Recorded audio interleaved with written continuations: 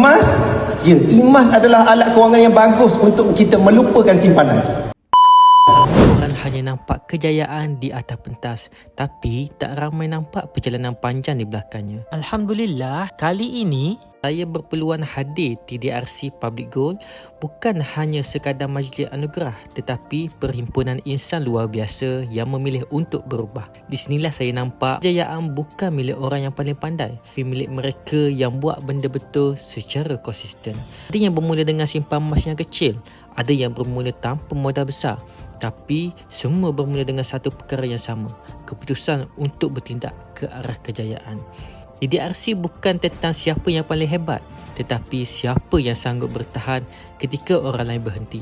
Disiplin, ilmu dan kesabaran akhirnya dibayar dengan hasil yang setimpal. Melihat mereka di atas pentas ni membuatkan saya sedar kejayaan kewangan itu bukan mustahil jika kita berada di jalan yang betul dan dikelilingi oleh circle yang betul. Kalau mereka boleh capai kejayaan sejauh ini, insya-Allah kita juga boleh capai. Soalnya cuma satu, bila kita nak mula.